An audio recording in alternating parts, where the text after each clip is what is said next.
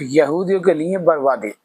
ناظرین کرام، یہودی جو ہیں وہ برباد ہیں، اور وہ ان کے لیے بربادی ہی بربادی ہوگی، اور وہ کبھی کامیاب نہیں ہو سکتے،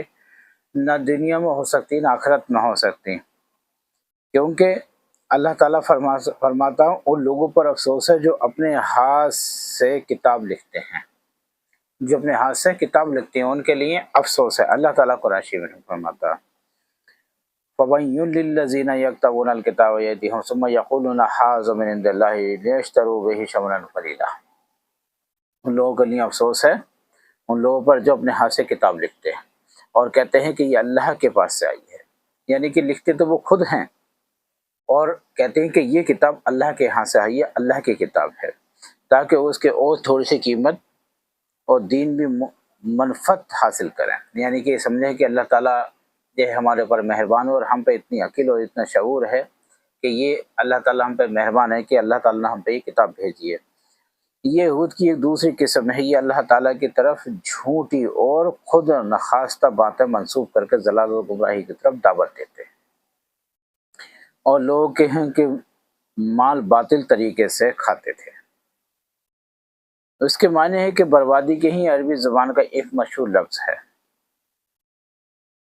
اے مسلمانوں تم اہل کتاب سے کسی چیز کے بارے میں کیوں پوچھتے ہو؟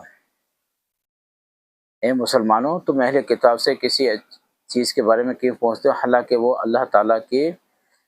نے اپنی نبی صلی اللہ علیہ وسلم پر کتاب خالص ہے اور قسم کتاب نازل ہے، اور اللہ تعالیٰ نے ان کی طرف سے نازل کردہ خبریں اور اپنے پاس سے یہ تازہ کتاب موجود ہے جو خالص ہے اور ہر قسم کی امیزت سے پاک ہے۔ اللہ تعالیٰ اس میں اہل کتاب کے بارے میں بیان فرماتا ہے کہ انہوں نے اللہ تعالیٰ کی کتاب میں تبدیلی کر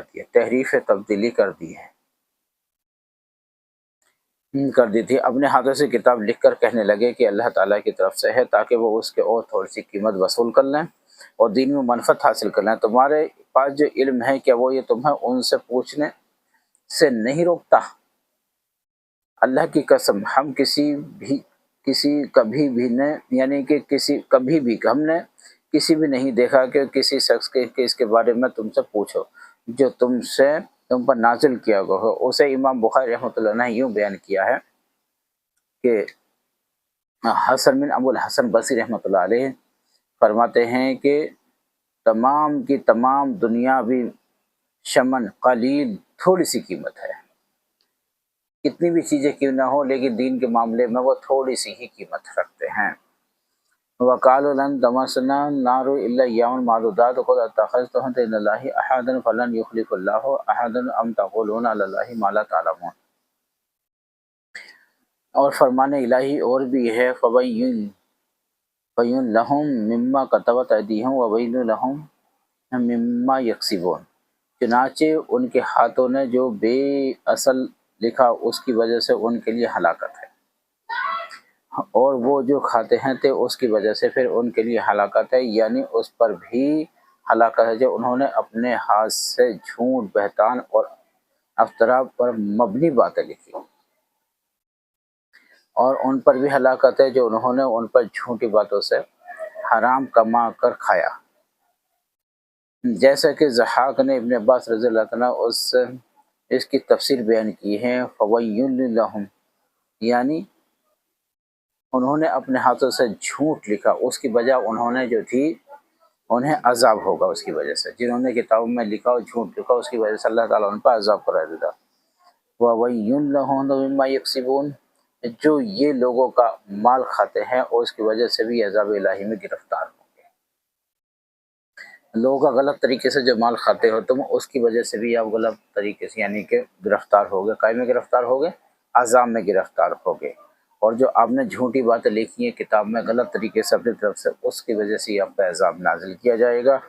یہودی کی خوش فہمی ہے کہ وہ جہنم میں صرف چند روز رہیں گے، وہی سمجھتے ہیں کہ ہم جو ہیں وہ چند روز جہنم میں رہیں گے، باقی اس کے بعد میں جو ہے وہ جنت میں ہو جائیں گے، اور اس کے بعد ہماری سزا معاف ہو جائے گی۔ اللہ تعالیٰ کے اللہ تعالیٰ یوت کے بارے میں ارشاد فرماتا ہے کہ انہوں نے اپنے بارے میں یہ دعویٰ کیا کہ ہمیں وہ دوزخ کی آگ چند روز کے سوا چھو ہی نہیں سکے گی، چند دنوں کے لیے دوزخ کی آگ ہم پر اثر کرے گی، اس کے بعد میں وہ دوزخ کی آگ ہم پر اثر نہیں کر سکتی، چند روز کے بعد اس سے نجات حاصل پائیں گے۔ چنانچہ اللہ تعالیٰ نے ان کی اس بات کی تردید کرتے ہوئے فرمایا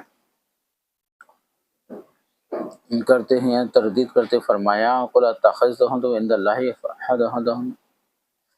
اے نبی کہہ دیجیے کہ تم اللہ سے اس کے بارے میں کوئی عہد و قرار لے رکھا ہے، اگر ایسا ہے تو پھر وہ اپنے عہد و قرار کے خلاف نہیں کرے گا، لیکن ایسا تو نہ کبھی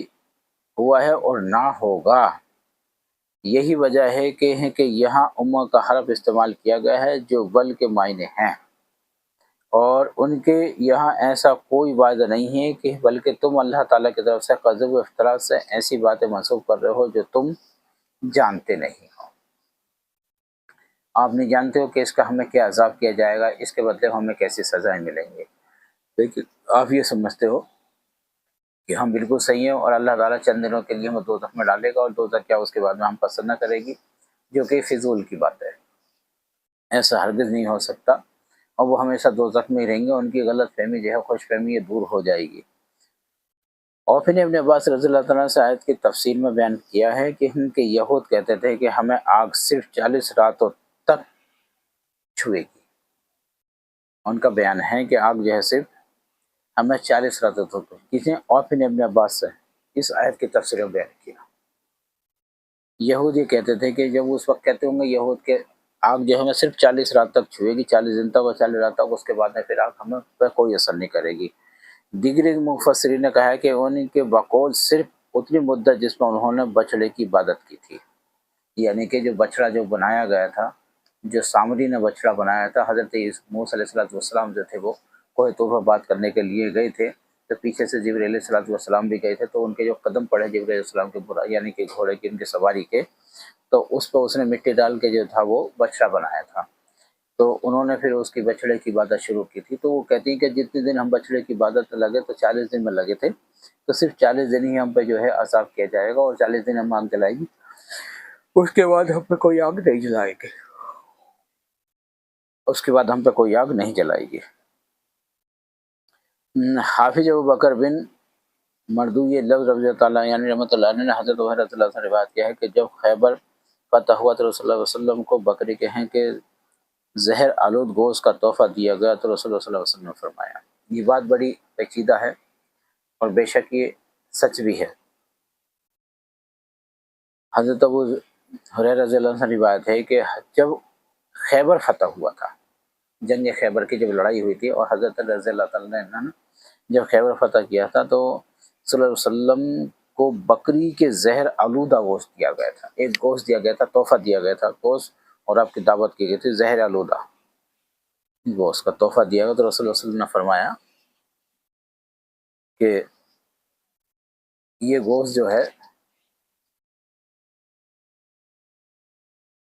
یہ فرمایا ہے کہ یہاں جو یہودی موجود ہیں انہیں میرے پاس جمع کرو۔ جب وہ جمع ہو گئے تو رسول اللہ صلی اللہ علیہ وسلم نے ان سے کہا ہے کہ تم سے جو کو پوچھنے لگا ہوں کیا تم مجھے سچ سچ بتاؤ گے؟ تو انہوں نے کہا جی ہاں۔ تو نبی صلی اللہ علیہ وسلم نے پوچھا تمہارا باپ کون ہے؟ انہوں نے کہا کہ فلاں۔ آپ نے فرمایا نہیں، تم جھوٹ کہتے ہو، تمہارا باپ تو فلاں ہے۔ انہوں نے جواب دیا کہ آپ سچ فرماتے ہیں۔ پھر آپ نے ان سے فرمایا کہ اگر تم میں سے کوئی بات پوچھو تو کیا سچ بتاؤ گے؟ انہوں نے کہا جواب دیا ہاں۔ ابو القاسم ہم سچ بتائیں گے، اور اگر ہم